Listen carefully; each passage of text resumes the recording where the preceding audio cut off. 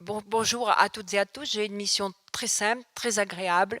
C'est celle de vous accueillir ici, au Conseil régional d'Aquitaine, dans la grande salle qui est vouée aux séances plénières du Conseil régional d'Aquitaine, qui va, vous le savez, s'agrandir à partir de l'année prochaine par la réunion de 3 régions, l'Aquitaine, le Limousin, Poitou-Charentes. Mais la salle est assez grande, ou sera assez grande pour accueillir tous les élus.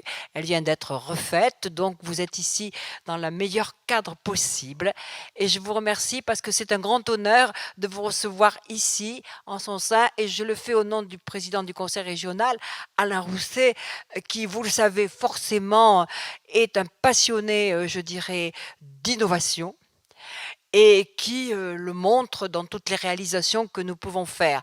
Alors moi-même, j'ai en charge en tant que vice-présidente l'éducation et la culture, où le domaine de l'innovation est très présent, mais parfois un peu plus compliqué à mettre en œuvre. Vous avez, je dirais, accompli une magnifique mission et nous sommes très très fiers de vous accueillir ici et de vous entendre et d'essayer pour ma part de vous comprendre. Merci, merci vraiment. Je vous passe le micro. Merci Madame la Présidente. Je vais aussi prendre la parole quelques instants. Monsieur Godon est là. C'est bien entendu lui qui va être l'animateur de cet après-midi. Mais je vais dire quelques mots d'introduction pour que tout le monde comprenne un peu le contexte de nos conférences et de celle-ci en particulier. Monsieur le Consul, Mesdames, Messieurs, chers amis, ce 9 juin, le Conseil régional nous accueille pour une conférence organisée par l'Académie de l'air et de l'espace, à laquelle j'appartiens, ainsi que M. Bréard qui est dans la salle, sur le thème « Les découvertes de Rosetta et Philae ». Ce satellite et ce robot, placés autour et sur la comète 67P Churyumov-Gerasimenko, un nom assez compliqué, plus familièrement appelé Tchouri, c'est plus simple, et qui se rapproche du Soleil à quelques 500 millions de kilomètres de nos têtes. Oui, au moment où on atterrissait, là, elle n'est plus qu'à 300 millions de kilomètres. Bon, va vite. Elle a beaucoup baissé. Oui. Nous remercions Monsieur le Président Rousset pour la mise à disposition de cette magnifique salle du Conseil régional, ainsi que toutes les personnes de la région qui ont permis l'organisation matérielle de cet après-midi. Nous remercions aussi Madame Anne-Marie Cocula, vice-présidente chargée de l'éducation et de la culture au Conseil régional, de l'amabilité qu'elle a eue de nous recevoir elle-même. Et nous remercions également Madame Maud Pawlowski, chargée de mission aéronautique spatiale défense à la direction de l'industrie, pour son soutien spontané à l'initiative de l'Académie d'instaurer sur Bordeaux ce cycle de conférences d'air et d'espace sur les mêmes bases que celles qui existent à Toulouse depuis maintenant une dizaine d'années. Enfin, nous remercions celles et ceux, professionnels, étudiants, amateurs avertis ou curieux d'aérospatial, d'être venus nombreux. Ils nous ont fait confiance, cette conférence leur est destinée. Avec le soutien de la région Aquitaine, 2 autres conférences seront organisées par l'Académie de l'air et de l'espace d'ici fin 2015. Elles auront lieu dans l'amphithéâtre Léon Duguy de la faculté de droit et de sciences politiques. Le 23 septembre, sur le thème Drone, l'invasion maîtrisée, question d'actualité, et le 18 novembre, sur la question qui commence à se poser d'ores et déjà, comment volerons-nous en 2050 ? Rappelons par ailleurs qu'une première conférence a eu lieu le 21 avril dans l'amphithéâtre Léon Duguy sur le thème « La Terre vue par les satellites », attirant déjà un public nombreux. Notre conférencier de ce jour, Philippe Godon, est donc venu spécialement de Toulouse et nous le remercions de sa disponibilité. Ce docteur en astrophysique a posé pour la première fois un robot sur une comète. Ne proteste pas. Hein. Non. Pas seul, je vais vous Non. montrer. Chef du projet de la mission Rosetta au sein du CNES, le Centre national d'études spatiales, Philippe Godon a orchestré l'atterrissage du robot Philae sur la comète Tchouri, un exploit qui a fait vibrer le monde scientifique. C'est en 1990 que Philippe Godon débute sa carrière au CNES en tant qu'ingénieur système. Il travaille alors sur le programme d'observation de la Terre Helios. Puis sa carrière va prendre un tournant très important en 2001, puisqu'il bascule sur le projet Rosetta et en prend les rênes en 2004. Un choix pertinent de la part du CNES, puisque cet astrophysicien permet, une dizaine d'années plus tard, il nous expliquera, j'espère, pourquoi ça a duré si longtemps, l'aboutissement d'un pari difficile et passionnant, le premier atterrissage d'un robot sur une comète. Une très grande réussite. Cet exploit le classe dans la catégorie des innovateurs scientifiques à suivre. Ceux qui, par leur maîtrise des sciences, font évoluer le monde de la recherche et de la découverte scientifique. Cet après-midi, à Bordeaux, au Conseil régional, nous avons la chance que ce soit Philippe Godon qui nous expose les découvertes de Rosetta et Philae.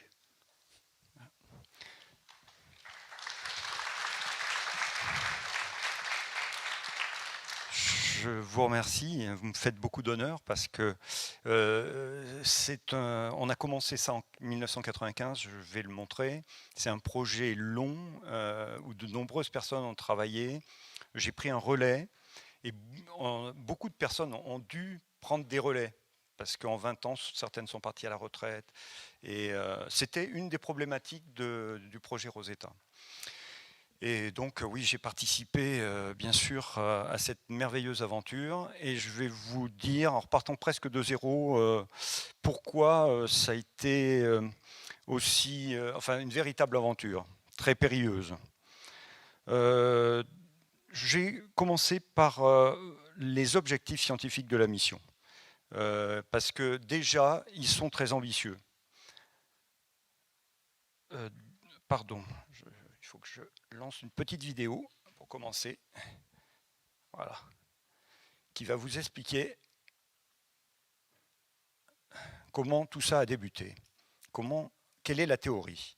Voilà, il y a un peu plus de 4,6 milliards d'années, en fait le système solaire n'existait pas et on n'avait qu'un énorme nuage de gaz et de poussière à cette époque-là, dans une zone de la galaxie tournant toutes les 27 millions d'années, on ne sait pas où tout ça s'est vraiment passé. Ce nuage de gaz et de poussière s'effondre sur lui-même, se forme au centre une proto-étoile, la température monte à des millions de degrés et une réaction nucléaire se déclenche avec de l'hydrogène qui se transforme en hélium au cœur de l'étoile.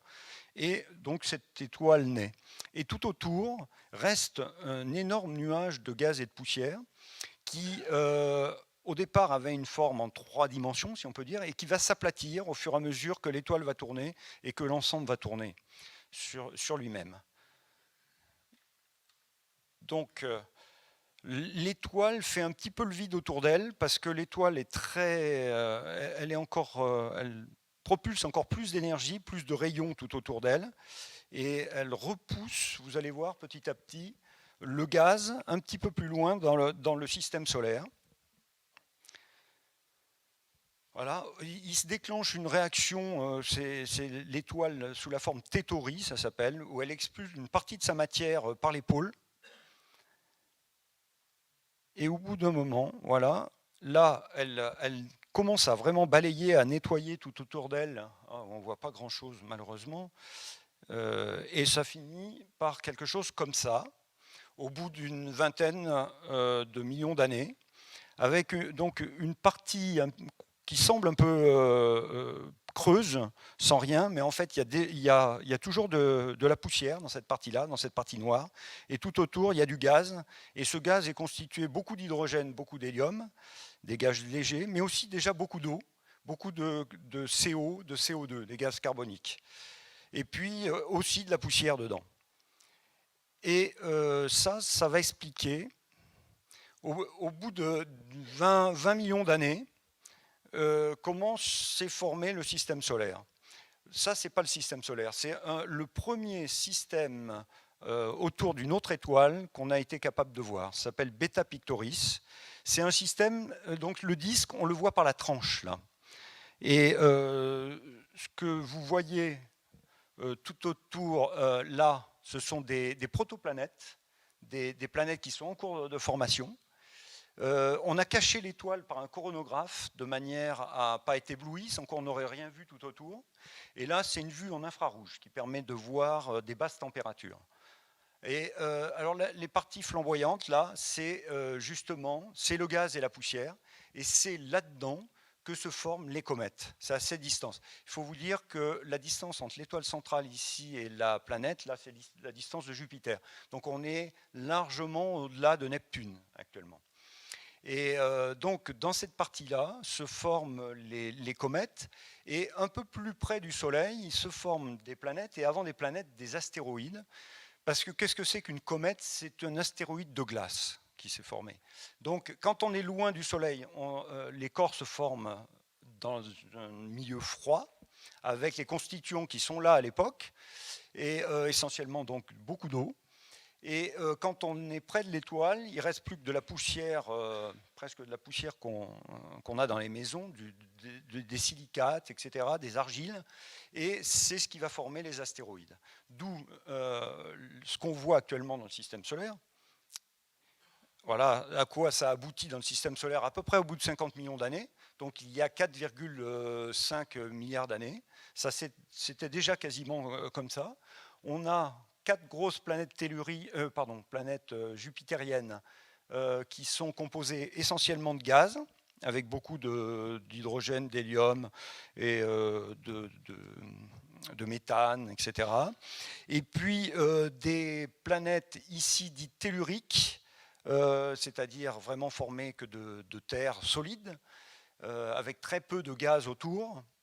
Et puis entre les deux, une ceinture principale d'astéroïdes. Pourquoi? Parce que Jupiter a empêché la formation d'une planète à cet endroit-là, sans quoi ça serait accumulé, et on aurait aussi une planète à cet endroit-là.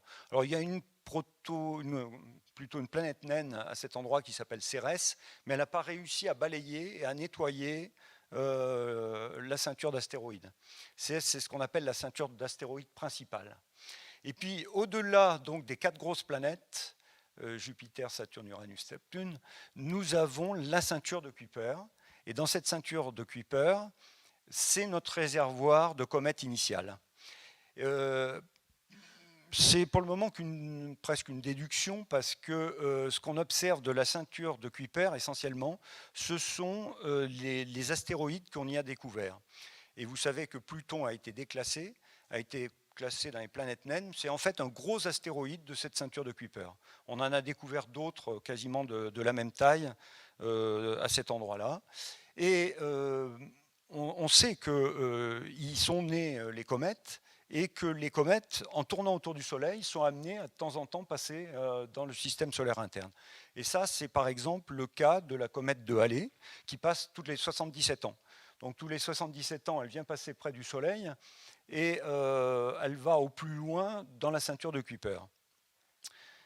Alors, si on voit les choses encore plus en grand, notre petite ceinture de Kuiper est là, et au-delà, on pense, maintenant c'est de la théorie, on pense que les comètes qui ont été dans la ceinture de Kuiper ont, à un moment donné, soit rencontré les planètes du système solaire, donc se sont crachées dessus, soit ont été expulsées en dehors, enfin aux limites, aux confins du système solaire. Et c'est ce qu'on appelle le nuage de Oort, qui est en 3D, lui. Alors que la ceinture de Kuiper est dans un disque, le nuage de Oort est dans toutes les dimensions. Et ça, on le voit parce que les comètes, soit elles arrivent dans un plan proche de l'écliptique, qui est celui de la Terre, soit elles arrivent dans une direction avec un angle très important, et ça veut dire qu'elle vient de très loin et du nuage de Oort. Alors à l'échelle, si on met la Terre à 1 mètre du Soleil, notre nuage de Oort, il se trouve à 100 km. Donc c'est vraiment énorme, et la Terre se trouve à 150 millions de kilomètres du Soleil. C'est aussi, pour se donner un autre ordre de grandeur, c'est à peu près un quart, un cinquième de la distance à l'étoile la plus proche, qui s'appelle Proxima du Centaure. Alors, on a choisi d'aller voir une comète, et pas n'importe laquelle, elle s'appelle Churyumov-Gerasimenko, du nom de ses découvreurs, 2 Ukrainiens. Monsieur Churyumov l'a observé, a pris la photo avec son télescope, et Madame Gerasimenko, elle exploitait les images, les comparait, a vu quelque chose qui bougeait, et c'était la comète. Donc on donne le nom des découvreurs aux comètes. Alors, elle est spéciale, il n'y en a pas énormément. Hein. C'est une comète dite jupitérienne. Et vous voyez que la trajectoire de Jupiter est ici, la trajectoire de Saturne. Elle va un tout petit peu au-delà de l'orbite de Jupiter et elle passe entre la Terre et Mars. Elle ne se rapproche pas beaucoup du Soleil, Churyumov-Gerasimenko. Et elle fait le tour du Soleil en 6 ans et demi. Alors, on a choisi celle-là parce qu'elle a été capturée par Jupiter. C'est pour ça qu'on les appelle les comètes jupitériennes. Elle venait du nuage de Oort ou de la ceinture de Kuiper. Elle est passée à proximité de Jupiter une fois et qu'il l'a capturée et qu'il l'a envoyée dans le système solaire interne où elle tourne depuis. Et elle tourne, et une comète, donc je vous l'ai dit, c'est un bloc de glace essentiellement, 90% d'eau, et qui, chaque fois qu'elle passe près du Soleil, se sublime. Cette eau qui est sous forme de glace se transforme directement en forme gazeuse et soulève les composés qu'elle a autres glaces et autres poussières. Et tout ça est perdu dans l'espace, c'est pour ça que ça forme cette magnifique queue. Et ça veut dire que chaque fois qu'elle passe près du Soleil, chaque fois elle perd une partie de sa masse. Donc en moyenne, on dit qu'une comète qui passe près du Soleil perd à peu près 1 mètre d'épaisseur. Donc elles n'ont pas une durée de vie très longue. Quand elles sont sur ce type d'orbite, on estime entre 10 000 et 50 000 ans la durée de vie d'une comète. Après, elle va se casser en plusieurs morceaux, et les morceaux vont se recasser et elle va disparaître très rapidement. Alors il y a d'autres fins aux comètes. Il y a des comètes qui, sur leur chemin, rencontrent des planètes, et là, il y a un gros impact et elles disparaissent plus rapidement. Il y en a d'autres qui foncent dans le Soleil, ça arrive assez souvent. Et il y en a d'autres qui, passant trop près du Soleil, disparaissent aussi, sont complètement fragmentés par la puissance, la gravité du Soleil.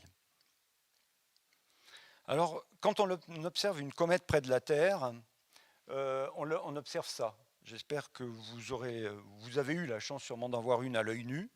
Et il y avait une comète qui s'appelait Ison il y a 1 an et demi. On espérait beaucoup. Elle devait arriver en même temps que Rosetta, près de Churyumov-Gerasimenko. Et on s'est dit, nos scientifiques avaient dit, elle devrait avoir la taille de la Lune dans le ciel nocturne. Et puis en fait, Ison est passée trop près du Soleil, a complètement éclaté. Elle n'est pas repartie, elle n'est pas ressortie derrière le Soleil. Et donc on n'a pas pu la voir. C'est dommage. Il y a 1 an et demi, on aurait pu voir ça. Celle-là, c'est la comète Hale-Bopp qu'on a observée en 1997 et qui est une comète type. Et donc, on a un bloc de glace là qui est le noyau de la comète qu'on ne voit pas, qui est entouré de poussière et de gaz. Et en fait, ce qu'on voit depuis la Terre et qui forme cette grande queue de comète, ce sont les poussières. Les poussières qui réverbèrent, si on peut dire, la lumière solaire. On a aussi une autre queue, plus ténue, ici, qui est bleutée, et qui est en fait une queue de gaz ionisé. Alors, ionisé, ça veut dire que certains atomes ont perdu leurs électrons, et à ce moment-là, les ions suivent le champ magnétique du Soleil, et donc suivent une autre direction, parce que la queue de la poussière suit la direction de l'orbite de la comète, alors que la queue ionique est beaucoup plus droite et suit le champ magnétique solaire. Donc on appelle aussi coma l'atmosphère que crée le dégazage de la comète tout autour. Et il faut vous dire que là, ça fait potentiellement plusieurs dizaines ou centaines de milliers de kilomètres, voire millions de kilomètres, la queue. Donc on est incapable de voir un noyau de comète depuis la Terre. Soit elle ne dégaze pas, mais elle est très loin, soit elle est près de nous, mais elle dégaze énormément et le noyau est caché. Donc un petit nuage aussi d'hydrogène, mais invisible là même, on le mesure avec des spectromètres. Et voilà, je crois que j'ai tout dit. Donc de quoi elles sont composées en moyenne? C'est vraiment essentiellement d'eau. C'est des blocs d'eau, de glace d'eau. Et puis, il y a à peu près, en quantité, si elles forment 90% d'eau, à peu près 9% en moyenne des glaces de monoxyde de carbone et de dioxyde de carbone. Et puis après, tout un tas d'autres types de gaz, enfin sous forme solide, hein, donc des CHO, molécules carbone, hydrogène, oxygène, des nitrites, des molécules avec du soufre et des hydrocarbures, donc avec beaucoup de carbone, d'hydrogène. Et c'est celle-là qui nous intéresse beaucoup. Parce qu'on est sûr que dans les comètes, avant même qu'on n'y soit allé avec Rosetta, on a repéré dans les queues de comètes des molécules dites organiques. Organiques, ça veut dire qu'elles sont composées de carbone, hydrogène, oxygène, azote. Et c'est à partir de là qu'est né le vivant. Donc on a mis au point, enfin quand on dit on, c'est les scientifiques ont mis au point une théorie qui voudrait que ces molécules prébiotiques auraient été amenées, enfin les molécules carbonées disons, ou organiques, auraient été amenées par les comètes sur Terre. L'eau des comètes aurait formé l'eau des océans, parce que l'eau se serait trouvée à la bonne température sous forme liquide, et aurait amené ces molécules organiques, et ces molécules organiques placées à bonne température, bonne pression, etc., ont pu former des molécules plus complexes, acides aminés, voire il y a sûrement même des acides aminés dans la comète, et ces acides aminés s'associant ont pu former l'ARN et l'ADN, c'est-à-dire les molécules du vivant. Donc ça c'est la théorie, et l'objectif donc de Rosetta est très ambitieux. Un, c'est de voir la matière telle qu'elle était avant que le système solaire se forme, puisque là où les comètes se sont formées, on était vraiment dans un endroit qui existait avant le système solaire. Les comètes peuvent avoir fourni une grande partie de l'eau de nos océans, pas la totalité, parce qu'il y a une partie de l'eau qui provient aussi de la Terre, hein, par le volcanisme. Et donc une partie de l'eau, disons, on pensait les 3/4 de l'eau proviendrait de l'espace. Et puis, dernière ambition, c'était de vérifier qu'on y trouverait les éléments nécessaires à l'origine de la vie, ces molécules organiques complexes, acides aminés. Donc Rosetta, on y a pensé en 1900, enfin disons que ça a été signé en 1995, mais c'est un projet qui est issu d'un projet précédent qui s'appelait Giotto. Giotto, une mission de l'Agence spatiale européenne qui avait survolé la comète de Halley. Mais le temps d'observation avait été très court, je vous expliquerai pourquoi juste après. Et donc, après cette mission, on s'est dit, il faut qu'on aille voir la comète et qu'on puisse l'observer beaucoup mieux qu'on l'a fait avec Halley. Donc, on décide en 1995 de cette mission. On la signe, c'est-à-dire qu'on place le budget, un gros budget d'1 milliard d'euros. Et on décide on en fait la conception, disons, commence vraiment en 1997. De 1998 à 2002, on fabrique les éléments, on les assemble, on les teste, on teste plusieurs modèles de vol, donc c'est extrêmement long et compliqué. Il y a eu jusqu'à 1000 personnes qui ont travaillé sur Rosetta pendant cette phase-là. C'est la période où le plus grand nombre de personnes ont travaillé sur Rosetta. Et puis après, lancement, je vous expliquerai qu'il y a eu une petite péripétie juste avant le lancement. On visait une autre comète qui s'appelait Virtanen. Et puis en novembre 2002, au moment où on devait lancer vers Virtanen, Ariane 5 a connu un échec, ce qui est rare. Mais malheureusement juste avant qu'on lance. Donc il a fallu se décider très rapidement. Est-ce qu'on prend le risque de lancer avec Ariane 5, mais avec beaucoup de risques, ou est-ce qu'on attend? Et si on attendait, on ne pouvait pas aller au-delà de janvier 2003, fin janvier 2003, il fallait changer de cible. Donc on a changé de comète, on a mis un petit moment à trouver une autre comète, et ça a été Churyumov-Gerasimenko. Donc on a perdu 1 an au lancement et ça nous a fait perdre 2 ans à l'arrivée. Donc on devait arriver en 2012, on arrive en 2014 auprès de Churyumov-Gerasimenko, ce qui a allongé un tout petit peu la mission. Et puis, il faut du temps pour aller jusque-là, c'est ce qu'on appelle la phase de croisière, je vais vous l'expliquer après, donc 10 ans. Et la phase véritablement d'observation a commencé seulement l'année dernière, 2014-2015. Donc, le résultat de la conception, c'est ça. C'est une sonde qui ressemble beaucoup à un satellite traditionnel pour ce qui concerne l'orbiteur. L'orbiteur, c'est le gros cube, là, qui fait à peu près 2 mètres de côté. Sur cette face-là, on a mis tous les instruments scientifiques pour pouvoir regarder, quand on regardera la comète, on regardera dans ce sens-là. On a mis d'énormes panneaux solaires, 35 mètres de diamètre, donc il fait à peu près sûrement la dimension de la salle. Là. Pourquoi ? Parce qu'on allait au-delà de l'orbite de Jupiter et qu'on reçoit très très peu de soleil là-bas. Donc et qu'on ne voulait pas mettre de sources nucléaires à bord de Rosetta. Donc d'énormes panneaux solaires, d'énormes réservoirs de carburant à bord. Sur 3 tonnes 100, on a 1,7 tonnes de carburant à bord, on avait, parce qu'il faut faire des accélérations et des freinages pour aller jusque là-bas.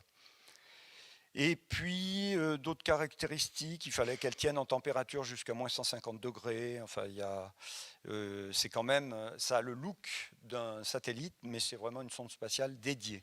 Il n'y en a pas 2 comme ça. Et puis, on a fabriqué un instrument très particulier, c'est ça, Philae, qui est un atterrisseur et qui est une sonde à elle toute seule. Alors, est-ce que j'ai pas... Non. Oui. Donc, Philae, on envoie à l'intérieur, là. C'est un cube biseauté qui fait moins d'1 mètre cube au total en volume. Donc c'est pas très grand, et une fois sur ses pieds, ça fait 1,30 m. Il faudrait aller soit à la Cité de l'Espace à Toulouse, soit à Paris, au musée de l'air et de l'espace. Il y a une maquette échelle 1 pour vraiment se rendre compte de la taille. Donc c'est un petit satellite à lui tout seul, il a la même fonction qu'un c'est pas soi-disant ton conseiller perso, lui. Dans l'espace. Si, mais qu'est-ce qu'il fait avec une autre? Oui, Comment je fais si j'ai besoin d'une facture d'électricité là tout de suite? Vous allez sur Internet, monsieur Judor. Dans votre espace client, tout est accessible. C'est un désengagement EDF et moi. Ça marche même sur votre mobile. Et pourquoi c'est pas elle qui va sur son mobile? Pour pas qu'il fasse n'importe quoi, des loopings pendant la descente. Et puis, vous voyez la complexité à l'intérieur. Là, il y a les batteries. Là, c'est la fameuse roue à inertie. Le logiciel de vol central, l'électronique de vol central. Il y a l'électronique de vol des 2 antennes. Donc vous avez 2 antennes. Philae ne pouvant pas communiquer directement avec la Terre avec des petites antennes qui font 12 cm de diamètre, ils communiquent avec l'orbiteur. Sur l'orbiteur, il y a ce même type d'antenne. Et je vous expliquerai après ce qu'il est capable de faire du point de vue de la science, mais il y a 10 instruments scientifiques sur Philae et 11 sur l'orbiteur. Alors, oui, je vais vous dire quand même rapidement, parce qu'après c'est des vidéos et qu'on n'a pas toujours le temps, ce que font un petit peu chacun des instruments. Donc on a des caméras tout autour qui s'appellent Shiva, il y en a 7. Ça permet, si on atterrit à l'horizontale, d'avoir l'horizon tout autour et de pouvoir se repérer. Après, on a une caméra dessous qui permet de voir sous l'atterrisseur. L'endroit, par exemple, où on a fait un trou, si on doit faire un trou. Après, nous avons Concert. Concert, c'est un instrument qui est à la fois sur l'orbiteur et sur l'atterrisseur. La citadine qui Concert agrandit votre envoie regard des sur la ondes ville. Ouvrez les depuis yeux, Philae. soyez inspirés. Les ondes Hyundai, traversent la comète, 50 sont kilomètres récupérées par limité. l'orbiteur et on fait une sorte de radiographie de l'intérieur de la comète. On saura si la comète est homogène ou s'il y a des grumeaux à l'intérieur, si c'est un assemblage ou pas. Ça, c'est Concert. Après, nous avons APXS, un instrument qui se déploie sous l'atterrisseur, un spectromètre qui va pouvoir donner la composition au niveau atomique des atomes lourds contenus dans le sol. Donc on envoie un petit rayon X et puis le sol réémet un rayonnement qui est analysé. MUPUS, c'est cet instrument qui est déployé avec 2 bras là, qui sont retirés. Ça s'appelle le marteau. Le marteau vibre et s'enfonce dans le sol. Et en fonction de la profondeur atteinte et de la vitesse à laquelle il atteint, on sait si aussi la croûte est homogène ou s'il y a des couches. On mesure aussi la température avec MUPUS de différentes manières. SD2, la foreuse, donc qui a un forêt dessous, qui va chercher un échantillon du sol, le ramène à bord, et à bord, à l'intérieur, on ne le voit pas, il y a 3 instruments, des microscopes, c'est bien des caméras, mais des microscopes qui vont regarder l'échantillon au niveau du micron, et puis dans le visible et dans l'infrarouge, et puis 2 instruments qui s'appellent COSAC et Ptolémée, qui vont être capables, pour Ptolémée, d'analyser la composition chimique du sol au niveau atomique et isotopique, les rapports isotopiques, et puis pour COSAC, rechercher les molécules complexes dont j'ai parlé tout à l'heure, les molécules prébiotiques, les molécules lourdes composées de plusieurs atomes. Alors, est-ce que j'ai fait le tour? Non, il me manque ROMAP, l'instrument qui mesure essentiellement le magnétisme, mais aussi mesure la quantité d'électrons et d'ions dégazés par la comète. Et puis on a Sésame, qui est un instrument qui est dans les différents pieds. Donc il y a un pied qui est émetteur d'un courant et 2 autres pieds qui reçoivent les courants. Et on en déduit les caractéristiques électriques du sol. Ah, ça. Je crois pas avoir oublié, non, d'instruments. Alors pour faire fonctionner un système aussi complexe, eh bien, il faut ce qu'on appelle un segment sol dans notre jargon, c'est-à-dire différents centres. Il y a 2 centres ici en rose qui sont des centres de l'ESA, un qui s'occupe de la partie orbiteur. L'orbiteur a été créé par des industriels. J'ai oublié de le mentionner. L'atterrisseur a été créé par des agences spatiales individuelles comme le CNES et le DLR, et puis par des laboratoires scientifiques directement, le CNRS et le Max Planck essentiellement. Donc pour l'orbiteur, on a 2 centres. Un qui s'occupe de la mission de l'orbiteur et essentiellement beaucoup des manœuvres qu'il faut faire dans l'espace, et puis aussi de l'envoi des télécommandes et du retour des données, ce qu'on appelle la télémesure. Et tout ça passe par un grand nombre de stations. Alors l'ESA a 3 grandes stations qui se trouvent en Australie, à côté de Madrid et en Argentine. Et puis pour les phases critiques, on faisait appel à certaines grosses stations de réception de la NASA. Les nôtres font 35 mètres et celles de la NASA font en général 35 mètres, mais ils en ont quelques-unes qui font 70 mètres de diamètre. Donc c'est des grosses antennes. Donc un centre qui permet de communiquer avec la sonde, et puis un autre centre pour l'orbiteur qui s'occupe des opérations scientifiques de l'orbiteur, des 11 instruments de l'orbiteur, et qui s'occupe de récupérer et d'analyser aussi les données scientifiques de l'orbiteur. Et puis pour l'atterrisseur, on a 2 centres. Un centre de contrôle qui s'occupe de la plateforme de Philae, qui se trouve à Cologne, géré par le DLR, et puis un centre d'opérations scientifiques qui se trouve à Toulouse et qui s'occupe aussi de la partie navigation, Science Operation Navigation Center. Navigation, c'est-à-dire déterminer l'endroit où on va aller atterrir et avec quelle orbite, quelle trajectoire on va aller atterrir. Alors après, on est en interaction avec, bien sûr, tous les utilisateurs du système qui sont les scientifiques. Alors, un instrument peut avoir 40 à 60 scientifiques, déjà en tant que PI, COI, etc. Et si on comptait les étudiants, ça peut aller jusqu'à une centaine. Donc, au total, on a entre 400 et 500 personnes actuellement qui utilisent les données, récupèrent les données et qui sont en train de les analyser. Donc, un fonctionnement qui n'est pas simple et je n'ai pas le temps d'aller, on pourrait en dire beaucoup plus sur comment tout ça fonctionne. Alors, le 2 mars 2004, hein, après tous les essais, après avoir repoussé d'1 an le vol, eh bien, Ariane 5 G+, nous met en orbite, et nous met en orbite dans une direction parfaite. C'est-à-dire qu'on, je ne l'ai pas marqué là, on visait plus de 4 km par seconde de vitesse relative à la Terre. Eh bien, il nous a placé à moins d'1 mètre par seconde de la vitesse visée. Donc, c'était très important pour nous parce que ça a permis de sauvegarder à bord de Rosetta beaucoup de carburant.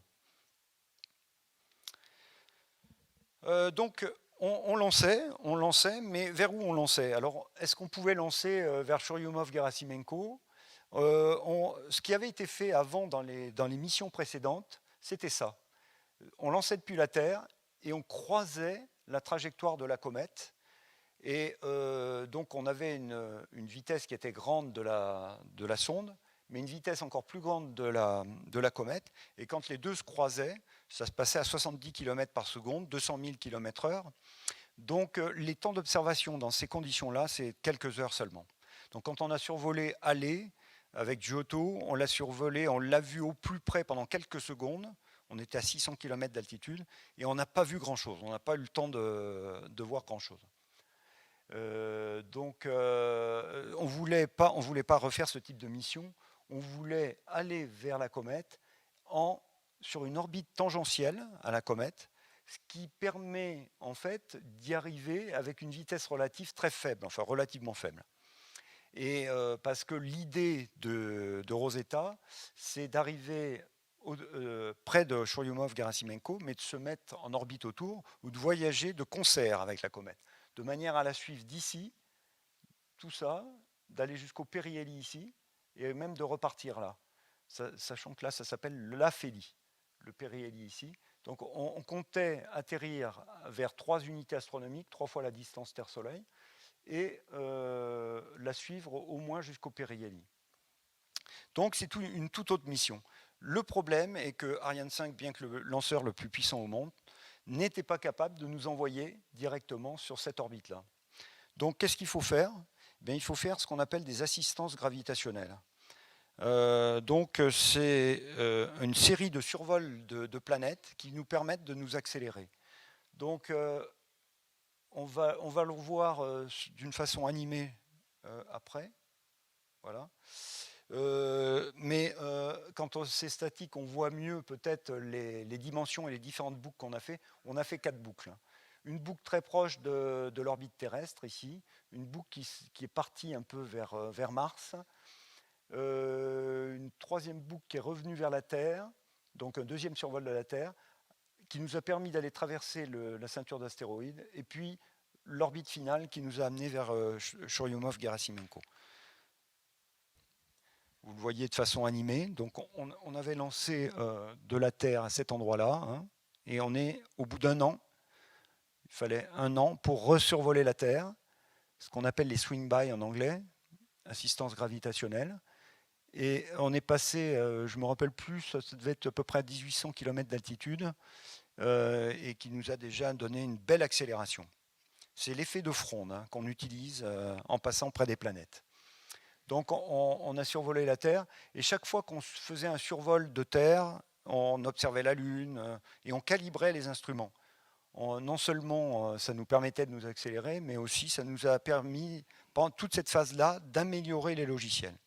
Le 25 février 2007, on survolait la planète Mars. Là, on a visualisé le champ magnétique rémanent de Mars, qu'on a traversé, enfin, à 1 seconde près par rapport à la modélisation, ce qui était parfait. Et vous allez voir qu'on a fait le premier selfie, c'est-à-dire que depuis Philae et les caméras de Philae, on a pu faire une photo voilà, du panneau solaire ici de Rosetta et puis de la planète Mars en fond. Donc on avait calculé l'instant qui était le meilleur pour ça. Et on repart, on revient vers la Terre après être passé près de Mars. Mars étant une planète peu massive, ne nous a pas donné une grosse impulsion. Le deuxième passage près de la Terre nous a donné une grosse impulsion par contre. Voilà. Donc on passait là au-dessus pratiquement de l'océan Antarctique, hein, ça c'est l'Amérique du Sud. Et là, on voit vraiment sur cette petite animation ce qui a été fait par la sonde, y compris ce qu'on appelle le mouvement d'attitude, c'est-à-dire le pointage. Là, on se met à pointer la Lune, parce qu'on se met à observer la Lune après être passé près de la Terre. Voilà. Alors on continue notre périple. On était en 2007. Là, la boucle est beaucoup plus grande. Et là, il va falloir 2 ans avant de revenir vers la Terre. Et on en profite pour survoler un astéroïde qui s'appelle Stein. Là, on avait le choix entre plusieurs astéroïdes et les scientifiques ont décidé celui-là. Il fallait faire une petite manœuvre quand même de correction de trajectoire pour passer à la bonne altitude, mais pas une très grosse manœuvre qui ne nous a pas pris beaucoup de carburant. Et ils ont choisi l'astéroïde Stein parce que c'était un classé dans la catégorie étrange. Donc on ne savait pas de quoi il était composé. Et je ne sais pas si on en sait beaucoup plus depuis. On est passé trop vite. On sait simplement qu'il a ces énormes cratères à la surface et que la surface est extrêmement homogène. Mais voilà, c'est de l'enstatite en surface essentiellement.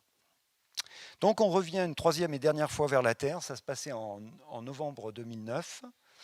Là, on a visualisé les ceintures de Van Allen et pour Philae, on passait dans ces ceintures de Van Allen et on a décidé que c'était un petit peu dangereux pour l'électronique de Philae, donc on a décidé de ne pas l'activer. Là, on l'a activé avant, après, mais pas au moment où on était au plus près de la Terre. Alors, en 2010, on retraverse la ceinture d'astéroïdes pour aller vers la comète Churyumov. Et là, on en profite pour survoler un autre astéroïde, Lutetia. L'autre faisait 5 km, c'était un petit astéroïde. Celui-là, c'est un très gros astéroïde. On pensait qu'il avait un diamètre moyen de 95 km. Dans la réalité, il fait 125 km. Et il a une forme très bizarre, très allongée. Voilà, pas régulière en tout cas, comme tous les petits corps. Et ça, c'est la série d'images qu'on a faites au fur et à mesure qu'on s'en est rapproché. Là, on passe derrière. C'est pas tellement lui qui tourne, c'est la sonde qui va très très vite. Et ça, c'est l'image d'adieu. Juste la dernière image qu'on a faite avant de quitter Lutetia. Là aussi, la surface est faite des mêmes composés. Voilà, peut-être qu'ils considèrent en avoir appris beaucoup. Je ne saurais pas vous en dire plus en tant qu'ingénieur. Alors, Rosetta se rapproche. Vous voyez, Rosetta est sur la bonne trajectoire tangentielle. La comète est là. En fait, elle est représentée avec une queue, mais il n'y a pas vraiment de queue à ce moment-là. Et on se rapproche et on se rapproche. Et on doit la rejoindre là. On arrive ici, en janvier-février 2011. Malgré les accélérations provoquées par les survols de la Terre, on avait déjà pris 10 km par seconde. Il nous manquait un petit kilomètre par seconde supplémentaire.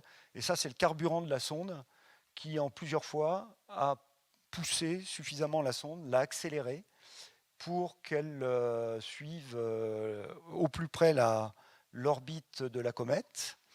Mais là, à partir de fin 2011, même c'était en juin 2011, on a mis la Rosetta en sommeil parce qu'on était dans une zone très éloignée du Soleil et malgré nos grands panneaux solaires, on n'avait plus suffisamment d'énergie à bord. On ne faisait que surveiller la température de la sonde. C'est véritablement une hibernation. C'est-à-dire on avait mis le cerveau de la sonde au repos et seule la température, les panneaux solaires chauffaient à bord directement.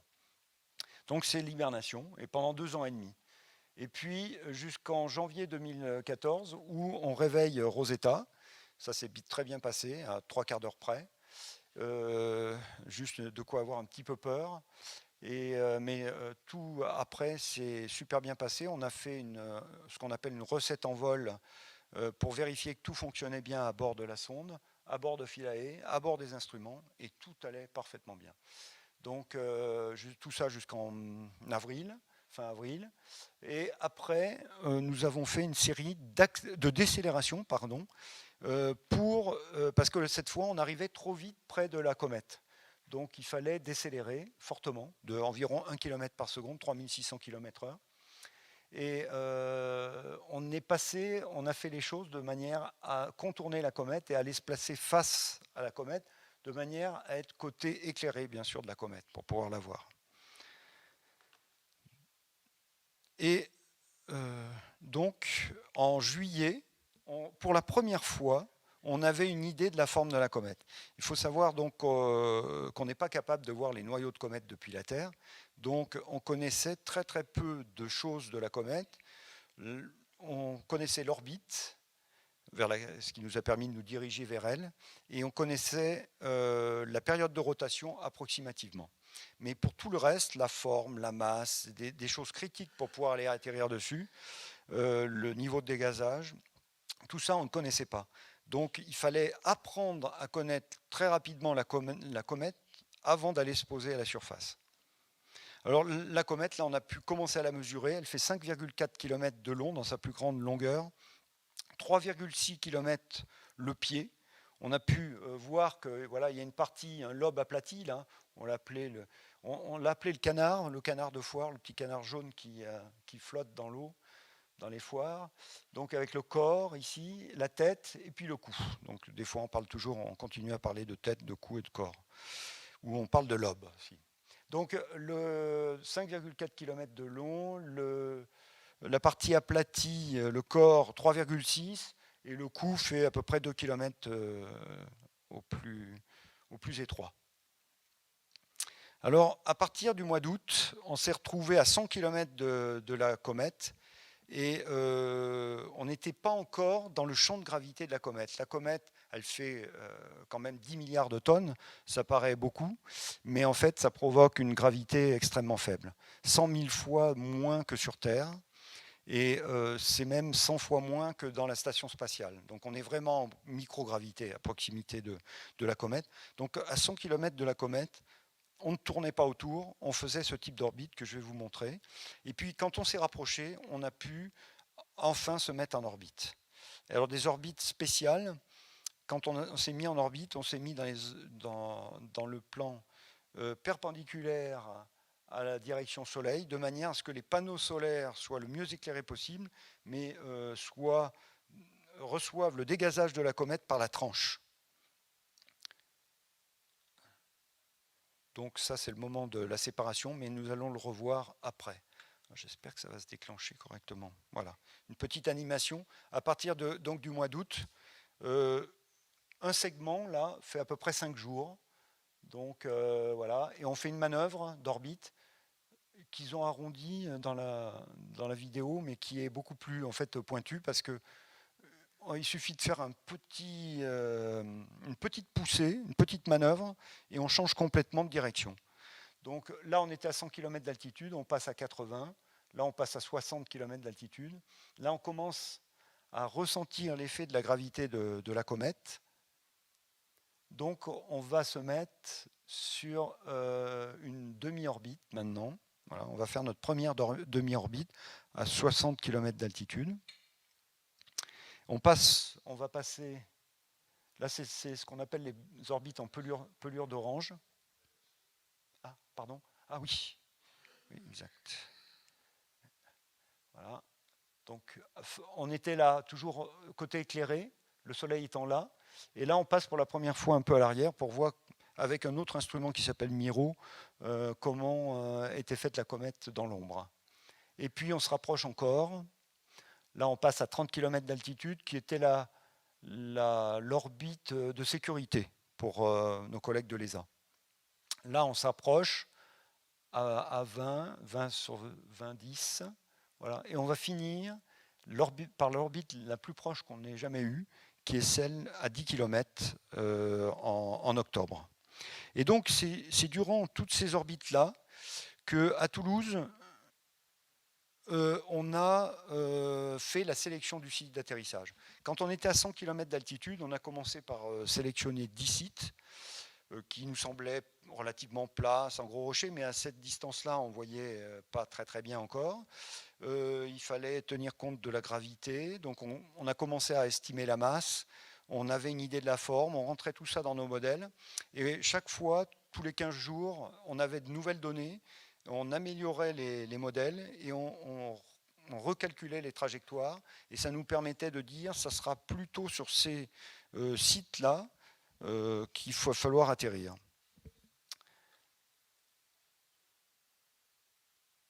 Alors, comment s'est passé l'atterrissage? Et oui, je vous montrerai où est le site qu'on a fini par choisir, qui s'appelle Agilkia. Alors, voilà comment s'est passée la séparation.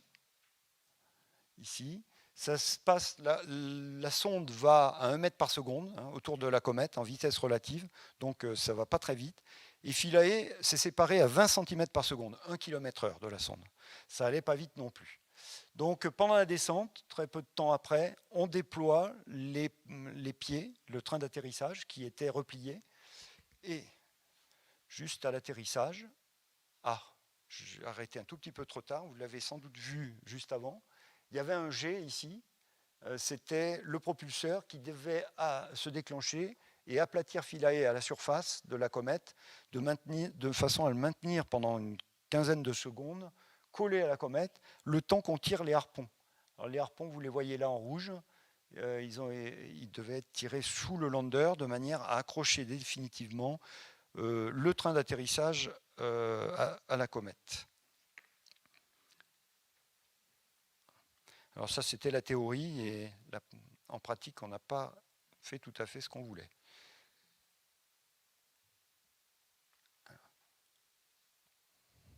Voilà ce qui s'est passé le 12 novembre, le jour de l'atterrissage. Il était 9h35 quand on s'est séparés.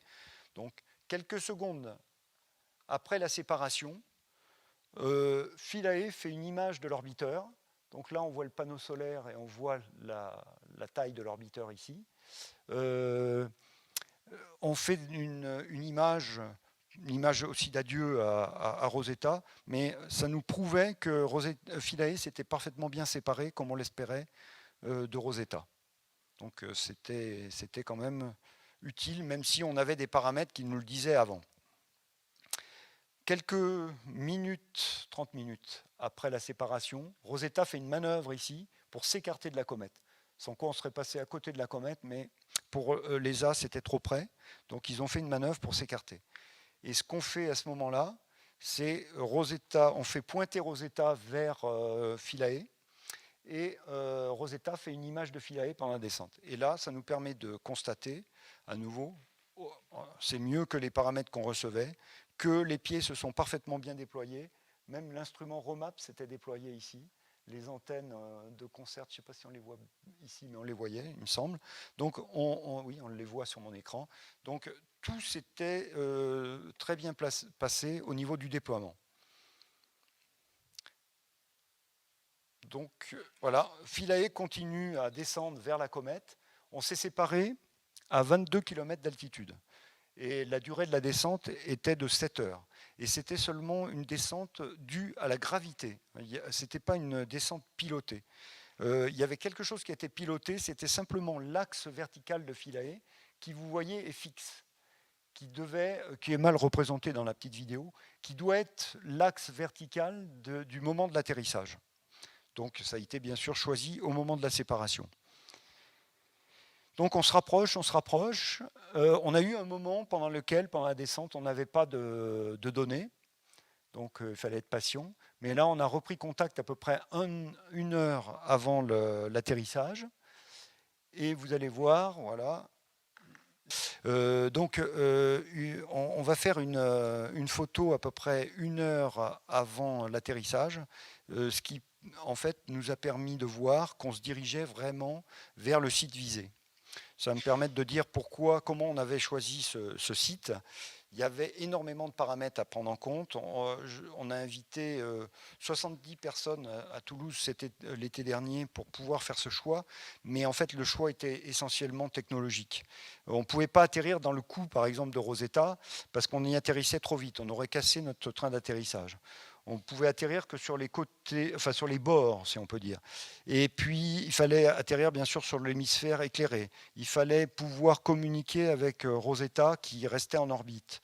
Il fallait tenir compte, bien sûr, des pentes à la surface, de la probabilité de ne pas atterrir sur un rocher, enfin, parmi d'autres paramètres. Donc, on avait fait tous ces choix pendant l'été. Et le choix final a été fait le 12 octobre, en fait, de ce site qu'on a appelé Agilkia. Donc, on en est là où je devais être tout à l'heure. Donc, on voit avec Rollis, c'est l'instrument Rollis qui se trouve sous l'atterrisseur, qui permet de faire cette image. Rollis permet aussi... Où est-ce que je suis? Aïe, aïe, aïe, ça va trop vite. J'ai peur de... Ah non, bon, c'est dommage. J'arrive pas à arrêter au bon moment. Mais donc ici, on a vu des images. On a vu l'image juste avant, quelques secondes avant l'atterrissage. L'image était parfaite. Et on se dirigeait vers un endroit où il n'y avait pas de rocher. Donc c'était vraiment le terrain idéal sur lequel on tombait. Parce qu'on avait une incertitude qui pouvait nous faire arriver sur un rocher. Et puis, donc tout allait bien. Et puis, on fait une image juste après l'atterrissage. Et l'image qui nous revient est toute floue. Et là, c'est que quelque chose s'était mal passé. Ah non, voilà, je suis désolé, c'est dommage que tout ça...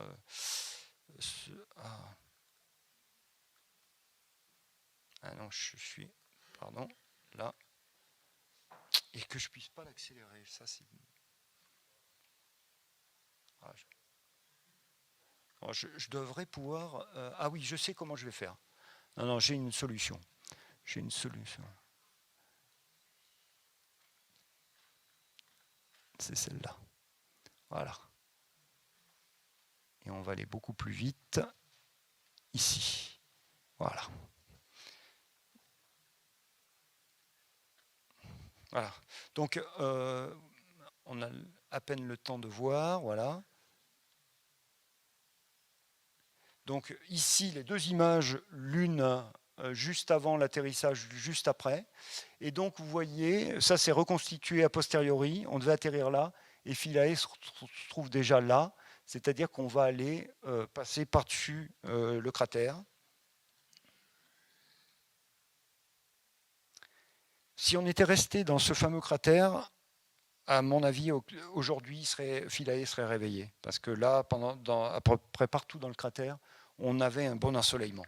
Mais on est passé au-delà. Et là, il y a un premier rebond. Là, il y a un deuxième petit rebond, à peine visible de quelques secondes, quelques minutes, 5 minutes. Et voilà. Là, on arrive avec l'image où on se trouve actuellement. Donc, on est au milieu de rochers. Et donc, ça veut dire que Philae est très à l'ombre. Et malheureusement, pas sur une surface plate. Et je reviendrai dessus pour vous montrer comment on pense qu'on est à la surface.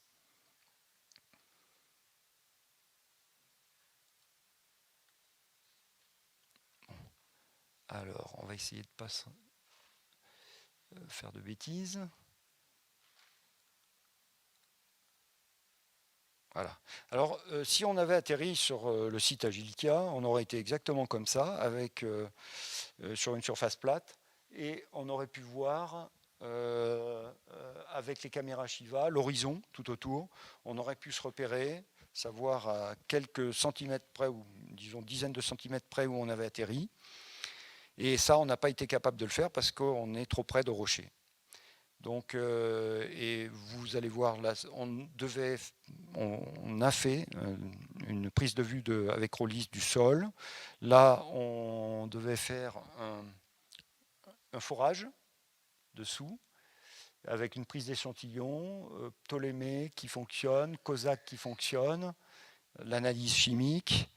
Donc vous voyez que si les pieds étaient fixes, la plateforme, elle peut tourner, elle pouvait monter et descendre. Ce qui permettait de déployer Moupous à l'endroit où on voulait. Et Philae pouvait tourner à 360 degrés. Voilà. Donc on a vu Moupous s'enfoncer, on a vu APXS toucher le sol. Et cette partie-là de la mission s'appelait la première séquence scientifique, First Science Sequence, en anglais. C'était ça notre rêve.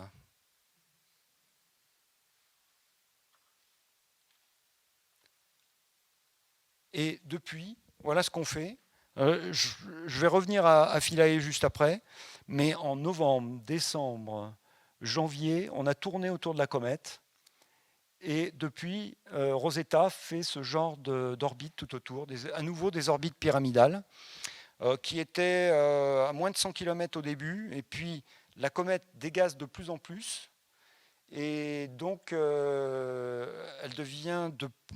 envoie de plus en plus de poussière.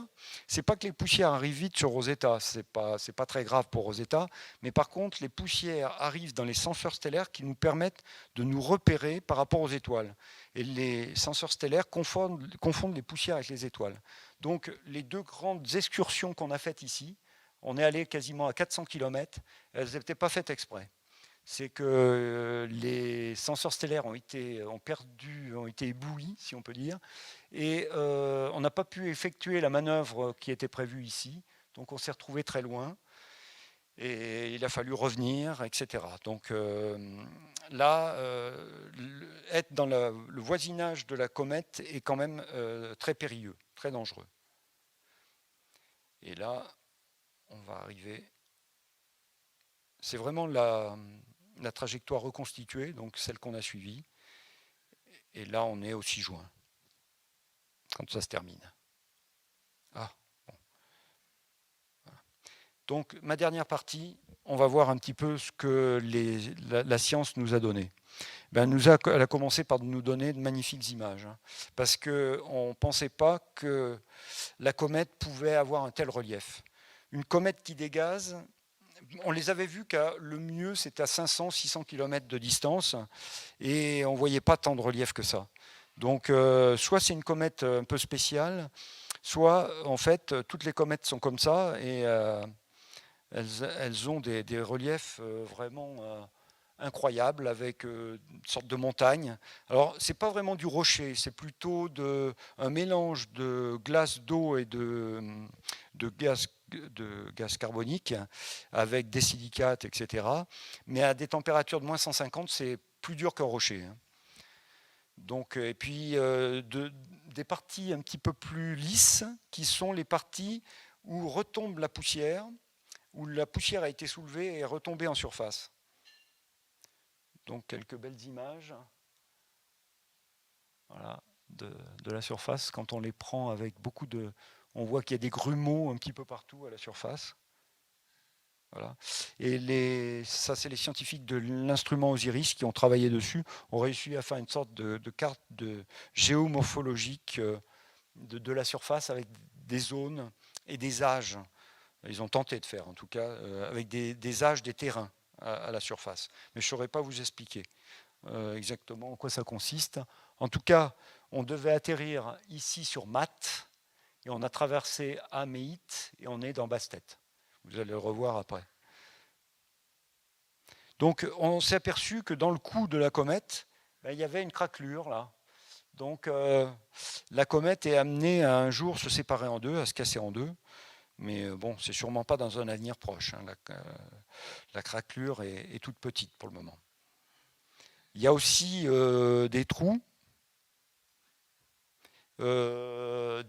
Alors ceux-là ne sont pas très très profonds. 200 mètres, ils font quand même 150 mètres de large et ils font peut-être 40 mètres de profondeur. Mais il y en a quelques-uns qui vont jusqu'à peu près 100 mètres de profondeur. Donc on pense que c'est des bulles de gaz qui se créent dessous, enfin, ou des vides, le gaz s'étant échappé. Et à un moment donné, le plafond s'effondre. C'est le même principe que le gouffre de Padirac ou les gouffres qu'on a en France, mais avec le phénomène de l'eau. Là, c'est avec un gaz dessous. Bon, c'est une explication préliminaire, en tout cas. On a repéré ce qu'ils ont appelé des grains de beauté. C'est une sorte de petits volcans. Vous voyez, ils font à peu près une centaine de mètres de large, comme ça. On pense qu'il y a une sorte d'évent. Le gaz sort de la comète par le centre, ici. Elle envoie beaucoup de poussière en soulevant le matériau. Puis il y a une partie des poussières lourdes qui retombent tout autour. Et ça forme une sorte de petit volcan. Mais il n'y en a pas énormément à la surface. Mais il y a ça. Après, il y a le phénomène de dunes. C'est-à-dire que dans les zones où il y a beaucoup de poussières qui ont été redéposées, bien, le dégazage de la comète provoque des phénomènes d'ondes, comme ça, de dunes. On voit aussi là qu'il y avait un vent dans ce sens et ça a laissé une plume derrière le rocher. Encore plus surprenant, c'est toujours les images d'Osiris, tout ça. C'est normalement dans l'espace, la pression est nulle. Donc l'eau, elle est soit sous forme solide, à très basse température, soit sous forme gazeuse, à haute température, haute, plus de 0, je dirais.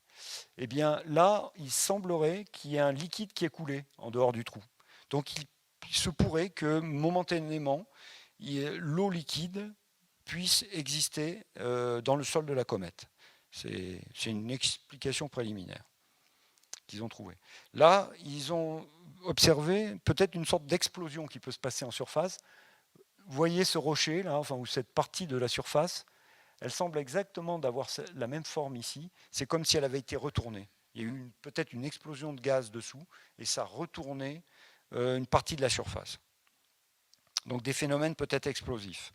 Après, ils se sont aperçus que l'image est très sombre sur l'écran, mais il y a des rochers qui sont placés comme ça en surface. Ils n'arrivent pas trop à comprendre comment ils tiennent avec une surface. Ils sont en contact avec la surface par une très petite surface.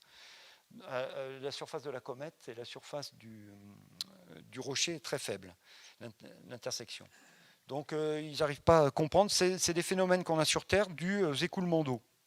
Et là, c'est peut-être les écoulements de gaz. Bon, là, vous ne voyez pas trop bien les couleurs, ainsi peut-être mieux sur l'écran que sur mon écran. Donc en fait, c'est une comète, c'est un corps extrêmement noir. Si on le voyait à l'œil nu, c'est plus noir que du charbon. Et en fait, là, on l'éclaircit, on met des fausses couleurs dedans. Et c'était pour montrer qu'il y avait quand même quelques petits écarts. En particulier, la zone du cou est beaucoup plus brillante parce que c'est un matériau qui est plus récent. C'est par là que la comète dégazait le plus, en fait. Mais elle est très très noire. Elle est très très noire. Pourquoi ? C'est parce que justement toute la surface est composée de molécules carbonées. Et c'est peut-être ces fameuses molécules prébiotiques ou disons les molécules organiques auxquelles qu'on recherche. Une image de la comète où on voit la naissance d'un jet dessous. Et cette naissance du jet s'est faite avant même que la partie soit éclairée. Donc ça les a un petit peu surpris, parce que normalement, la comète dégaze essentiellement par la surface éclairée. Mais comme elle tourne sur elle-même en 12,6 heures, eh bien, elle finit par former cette coma à peu près homogène. Mais normalement, elle dégaze que du côté éclairé. Et puis là, ça a commencé un petit peu avant. Et ils se sont aperçus aussi qu'elle dégazait un petit peu après le soir à la surface. Quelques belles images avec des jets de gaz vus de près, encore plus près. Voilà. Donc elle dégaze par des trous, en fait, cette comète essentiellement, elle ne dégaze pas de façon homogène. Alors je vais revenir sur est-ce que l'eau de nos océans, l'eau de la comète Churyumov et l'eau de nos océans sont les mêmes ? Eh bien, pas du tout. C'est même l'opposé. Sur ce diagramme-là, vous avez le rapport deutérium-hydrogène qui est la marque en fait des différents types d'eau que vous avez. Vous en avez même autour du Soleil, de Jupiter, de Saturne. Le rapport deutérium-hydrogène est très très bas. Pour la Terre, c'est celui-là. Donc c'est la référence ici. On voit que les astéroïdes ont un rapport deutérium-hydrogène très proche, mais par contre, ils ont très très peu d'eau en leur sein. Après, il y a tout un tas de comètes, ou de satellites de Jupiter, mais beaucoup de comètes ici, qui ont des rapports isotopiques, en effet, deutérium-hydrogène, qui sont plus grands que ceux de la Terre. Il y en a d'autres qui sont assez proches, c'était ceux déjà mesurés. Et pour Churyumov-Gerasimenko, là, c'est le rapport deutérium-hydrogène le plus grand qu'on ait jamais observé dans le système solaire. Ça veut dire, que cette comète s'est formée très loin dans le système solaire. Enfin, la théorie veut que plus le corps s'est formé près du Soleil, plus ce rapport deutérium-hydrogène était faible. Mais ça prouve aussi que ce n'est pas des comètes du type Churyumov-Gerasimenko qui ont formé l'eau de nos océans. Mais ça ne veut pas dire que ça remet totalement en cause la théorie. Il faut voir. Là, les scientifiques ont sûrement à discuter beaucoup pendant des années. Giada. C'est l'instrument qui mesure, qui analyse les vitesses et les masses des poussières qui passent à proximité de Rosetta, de l'orbiteur. Donc elle a repéré, grâce aussi d'ailleurs à Osiris, de gros débris en orbite. Donc on pensait que les poussières, elles étaient soit retombées à la surface, soit s'en allaient dans la queue de la comète. Eh bien, il y en a une partie qui reste en orbite, mais ce n'est pas les petites, c'est des débris de la taille du mètre. Donc on a des gros débris qui sont en orbite autour de la comète, c'est une surprise. Après, je ne vais peut-être pas rentrer dans ce niveau de détail, mais il y a des poussières lourdes de densité 1 à 3, des poussières plus légères, dufteuses, de densité 0,5 aux alentours de 0,5, et donc qui sont soit soulevées, comme je le disais, soit qui retombent à la surface, soit perdues. Virtis, c'est elle qui a mesuré la surface très noire de la comète depuis l'orbite. Donc, ils voient une surface homogène. Je pense qu'ils vont pouvoir nous en dire plus, mais pour le moment, ils n'ont pas produit, en fait, ils nous ont pas dit quels étaient les composants vraiment de la surface. Donc, je ne peux pas vous répondre aujourd'hui si on a découvert des molécules prébiotiques. Je n'ai pas la réponse. Peut-être dans quelques mois, mais ils sont encore en train soit de le discuter, soit que l'article est en cours de parution. Miro a trouvé que le processus, il faut voir que donc quand on est avec des télescopes terrestres, on observe la comète à des millions de kilomètres, mais on observe aussi que le gaz tel qu'il est à plusieurs milliers de kilomètres de la surface. Or, donc, on ne mesure pas directement l'eau ou le CO ou le CO2, mais on mesure des molécules dites filles qui ont été créées à partir de ce processus. Et bien, le processus est maintenant un peu mieux compris. Ce n'est pas les photons, comme on le pensait, ultraviolets, qui les créent, ce sont les électrons, mais qui eux-mêmes viennent des photons. Bon, enfin, c'est un petit peu compliqué, mais voilà. Le processus de dissociation et d'ionisation de l'atmosphère de la comète est un petit peu différent de celui qui était imaginé au départ. Et pour RPC, ils ont découvert qu'il y a une onde de choc. Enfin, l'onde de choc était visible quand la comète dégazait beaucoup, mais cette onde de choc naît très tôt, en fait, à 3,3 UA, c'est-à-dire près de 500 millions de kilomètres du Soleil. Ça, il y a deux autres instruments qui regardent les poussières. Donc, on capture des poussières à bord de Rosetta, qui sont recueillies à bord de Rosetta. Il y en a déjà des milliers. Et puis, il y a un microscope qui se déplace dessus et qui regarde quelle était la forme de la poussière. Donc, il y a des poussières assez de petite taille ou de grande taille.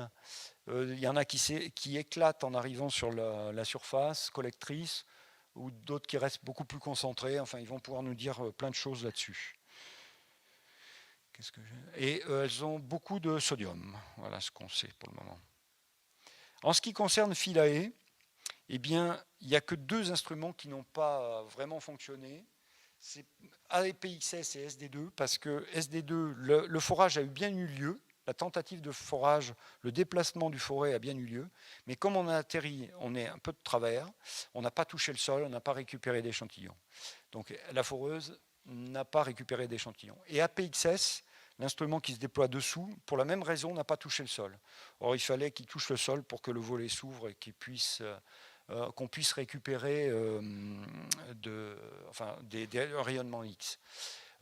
Sinon, tous les autres instruments ont donné des résultats dont on attend vraiment la parution. Un seul, ROMAP, nous dit qu'il n'a pas trouvé il était là pour mesurer le magnétisme de la comète, il n'y a pas de magnétisme dans la comète. Ça veut dire que les molécules ou les atomes ferreux ne sont pas alignés. Et ça met un petit peu en cause la formation de la comète elle-même. Parce que je vous ai dit qu'au départ, c'était un nuage de gaz et de poussière. À un moment donné, il faut que ce gaz et cette poussière s'assemblent pour former la comète. Et on pensait que le magnétisme était un des processus, une aide à ce processus de formation. Eh bien non, c'est pas ça. Donc il va falloir revoir la théorie de formation vraiment de la comète.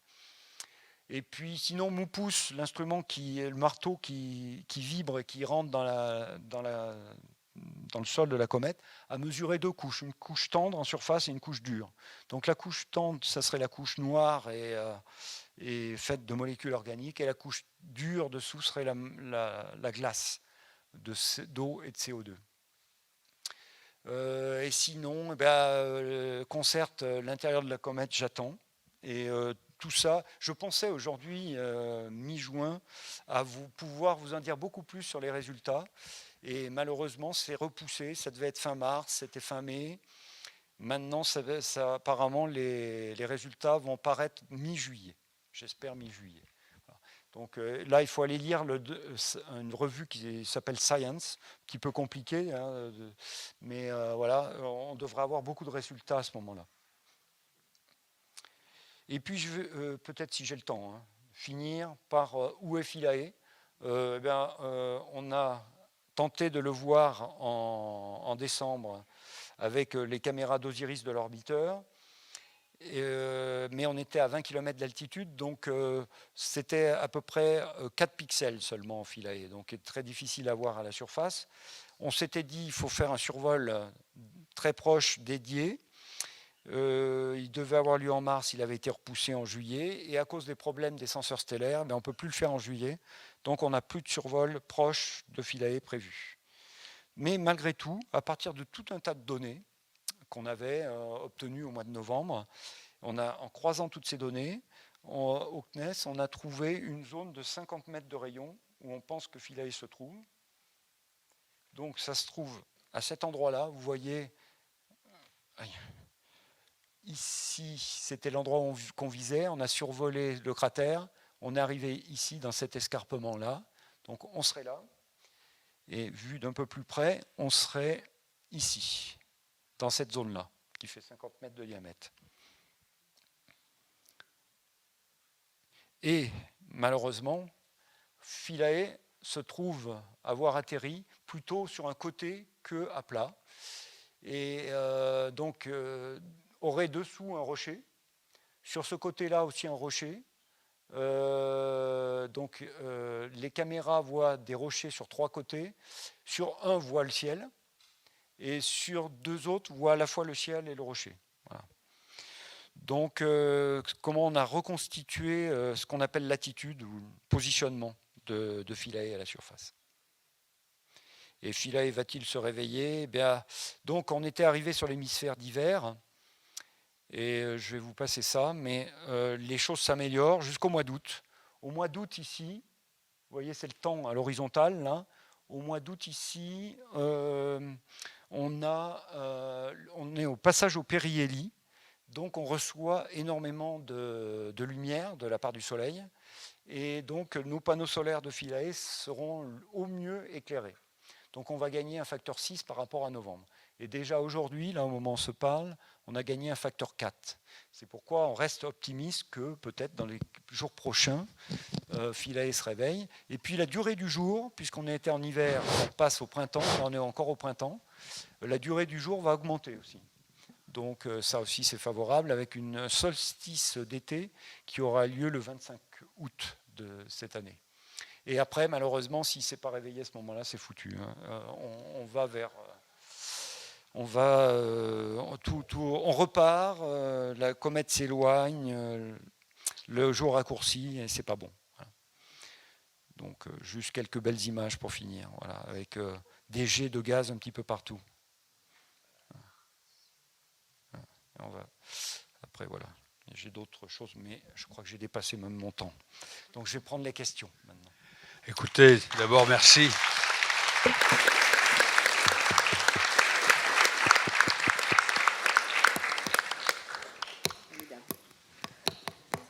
Merci vraiment, Philippe Godon, de cet exposé brillant sur un sujet qu'on connaissait un peu, mais pas à ce point-là, bien entendu. Est-ce qu'il y a des questions ? Alors, attendez, on va demander... Monsieur, vous avez le micro devant, donc vous appuyez. Voilà. Ok. Bonjour. Tout d'abord, félicitations pour l'exploit de Rosetta et même l'exploit de Philae qui a quand même réussi à se poser, ce qui est quand même extraordinaire. Donc ma question est plus au niveau du projet et de la suite. Si dans 20 ou 30 ans, on refaisait une mission vers une autre comète, compte tenu des acquis liés à ce projet, quelles seraient les modifications majeures que vous conseillerez à vos successeurs?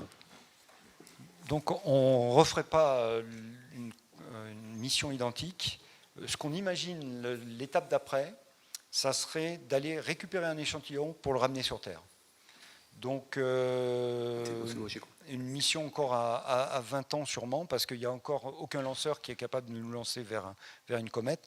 Mais, et puis peut-être 10 ans pour le récupérer, 7 ans de développement, là ça sera peut-être bien la mission à 30 ans. Et l'étape suivante, ça sera d'y envoyer l'homme. Mais bon, dans 200 ou 300 ans. On sera sur la Lune et Mars avant quand même. Et au niveau des instruments, on emportera des instruments et ils seront 100 fois meilleurs. Déjà, même si on faisait la même sonde avec la même mission aujourd'hui, on aurait des instruments qui seraient bien supérieurs. Je ne vous ai pas montré toutes les limitations de Philae, mais Philae, peut-être même que je l'ai sauté, en termes de mémoire, c'est seulement 32 mégaoctets. Donc j'ai des clés USB qui contiennent des gigas. Eh bien, en 1997, c'était ce qui était disponible avec la technologie de l'époque. Au niveau de nos caméras, c'est des 1 mégapixel, alors que maintenant, la moindre portable a beaucoup mieux, mais c'était le début du numérique. Nos batteries, c'est 1300 Wh, c'est-à-dire 13 fois une lampe de 100 watts. Et ça nous a quand même permis de fonctionner pendant 2 jours et demi. Donc on consomme très très peu à bord. Mais on ferait mieux aussi en termes de batterie. Voilà. Tout serait amélioré sur tous les aspects. Si on devait refaire la mission. Autre question. Présentez-vous peut-être rapidement. Vous m'entendez? Oui. Antoine Alias. Je suis très surpris de la précision de l'atterrissage de Philae. Comment vous avez pu déjà choisir le site? Vous dites que vous avez choisi le site au fur et à mesure que l'atterrisseur se rapprochait de la planète. C'est par les photos qu'envoyait l'atterrisseur ou les photos qu'envoyait Philae.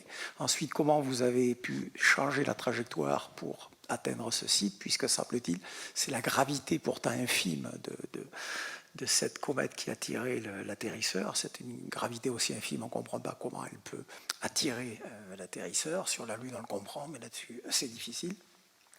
Et puis, est-ce que vous aviez des moyens pour le guider, pour changer sa trajectoire vers le site? Alors, pour prendre les choses à l'envers, non, on ne pouvait pas. Une fois ce qu'on décidait, en fait, essentiellement, c'était l'endroit d'où on se séparait, quelle est la vitesse de séparation et l'orientation de la séparation. Et une fois en ayant mis avant en route un certain nombre de choses, dont la roue à inertie qui nous permettait de rigidifier, c'est-à-dire que pendant la descente, Philae a tourné quand même verticalement. On l'a gyroscope à cet endroit-là et il allait se poser verticalement à cet endroit-là. Et on a conservé cet axe vertical. On avait fait des calculs très nombreux pour savoir de combien on allait bouger, mais il y a eu une conservation de cet axe parfait. Donc, une fois qu'on était lâché, on ne pouvait rien faire sur la trajectoire. Ce n'était pas une trajectoire pilotée.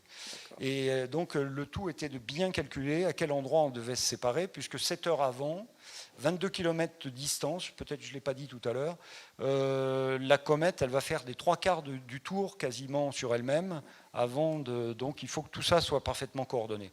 Mais bien sûr, on avait tout mesuré avant, grâce à tous les instruments de l'orbiteur, pas de l'atterrisseur. L'atterrisseur, on l'avait fait marcher un petit peu avant pour vérifier que tous les instruments fonctionnaient, etc. Mais c'était plus de la calibration, où on avait fait un selfie avec la comète derrière. Mais c'était plus pour la beauté que pour faire vraiment de la science. Par contre, tous les instruments scientifiques dits remote sensing, c'est-à-dire qui voient les choses de loin, nous ont beaucoup servi.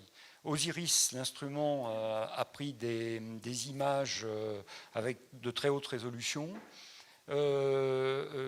Virtis nous donnait un certain nombre d'éléments sur la composition et les flux de gaz, Miro sur la température, Rosina sur la caractéristique du gaz, les mélanges de gaz, et on rentrait tous ces éléments dans nos modèles pour pouvoir faire les calculs de trajectoire. Parce que la trajectoire dépend de la forme. Donc on dit on va aller atterrir à cet endroit-là. Si on atterrit avec une orientation différente, ça va faire une trajectoire différente, donc on tient compte de ça. On tient compte de la masse de la trajectoire, et plus que la masse, ça s'appelle le potentiel gravitationnel. Donc on calcule un potentiel gravitationnel. Et on calcule aussi un dégazage, parce que même s'il était très ténu, on avait fait exprès d'atterrir à un moment où le dégazage était très faible, malgré tout, il nous déviait.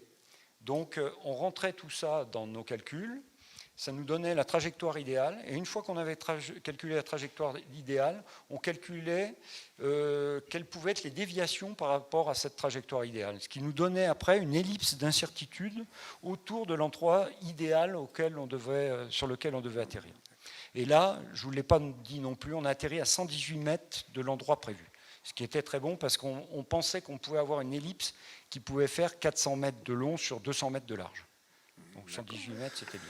Et donc on ne pouvait pas éviter, à cause de tout ça, c'était une mission risquée pour Philae, le cas de tomber sur une pente excessive de plus de 30%, c'était la limite normalement du train d'atterrissage, ou qu'est-ce qui pouvait... Non, c'était essentiellement ça qu'on craignait, de toute façon, c'était le moment de l'atterrissage. Philae n'était pas piloté, mais Rosetta, vous l'avez piloté là. Ah ben bien sûr.